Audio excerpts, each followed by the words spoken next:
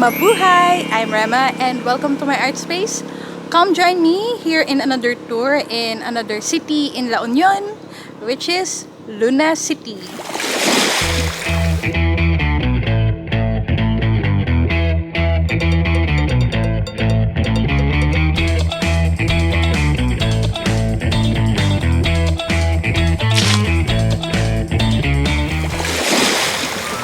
La Union, the Philippines surfing capital of the North, is famous for its beaches, surfing waves, and gorgeous sunsets.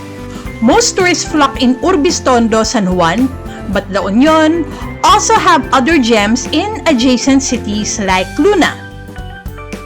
Now the place that I stayed in, Food Cartel Surf Town Hostel, offers tours with Kuya Esong as my guide for this trip.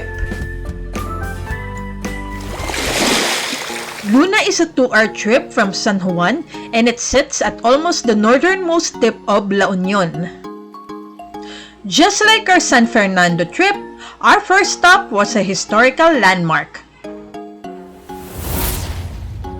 The Baluarte Watchtower was built 400 years ago during the Spanish colonial period to defend Luna from pirate attacks.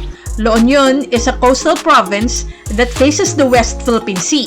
So it's no wonder that pirates used to invade this side of the Philippines. What we see now is a remnant of the original tower, but it's still a recommended tourist spot you can check out. Just remember your best OOTD for pictures. The Namacpacan Church is also a popular landmark in Luna, but we could not get in during that time because there was a funeral. One of the most prominent tourist spots in Luna is the Bahay na Bato, which means stone house in English. This place is filled with art galleries that house countless artworks, most of which were created by different artists within the region. If you notice, many of these artworks were made from rocks and pebbles because the coastline of Luna is filled with them. One of the galleries also showcases ancient equipment and items used in the house, most of which are familiar to older millennials like me and Gen Xers like my older siblings. There were also old equipment used for farming, and even bombs and artilleries that were used during the Second World War.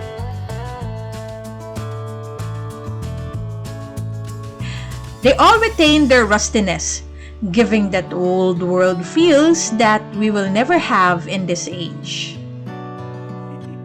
These galleries are a visual feast, and I could not contain in one video how beautiful they all are. It's also amazing how complex these sculptures were made. These impressive artworks are not only found inside the galleries, but there are also many rock art installations outside.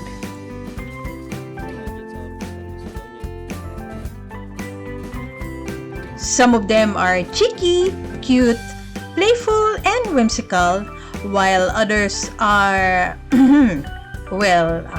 something that only adults can understand.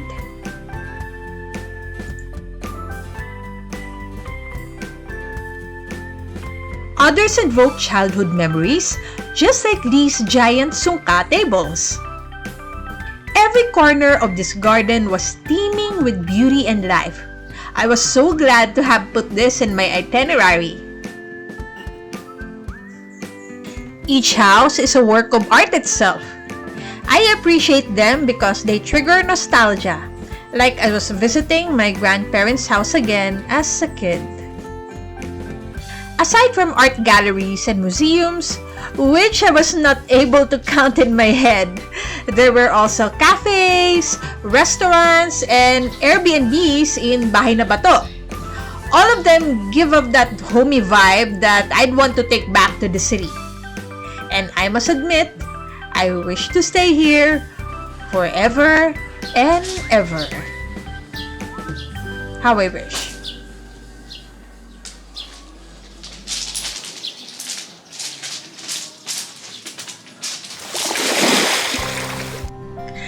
This is my favorite part of the trip. Because I love the sea so much, I'm mad about Luna's Pebble Beach. It's an easy walk from Bahay na Bato. This beach, unlike San Juan, is littered with pebbles. In fact, the whole stretch of Luna's coastline is covered with pebbles and rocks, totally different from the sandy beaches of San Juan. These rocks can be as huge as your hand. Maybe good for removing dead skin while bathing too. Luna has an interesting topography for me. The most fascinating though is the powerful waves that hit the shores. No one is allowed to surf or bathe in these waters or the waves will smash you to these rocks.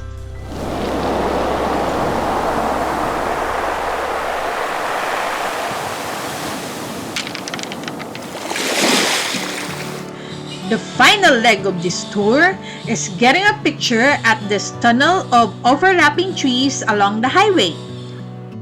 It's a man-made forest, but it's too beautiful to behold. Just take care not to be hit by a passing car while taking that IG-worthy shot. Huwag ka lang umalis, ma'am. Huwag ka lang umalis.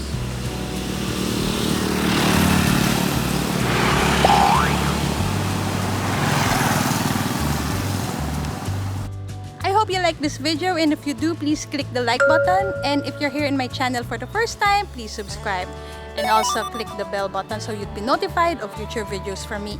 Again, my name is Rema, and if you like another tourist video here in La Union, check this one out.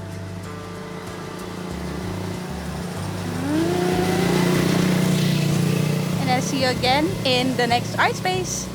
Bye! And if you like another tour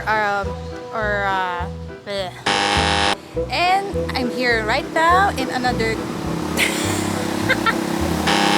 and I'm gonna take you on a tour here in another town or city in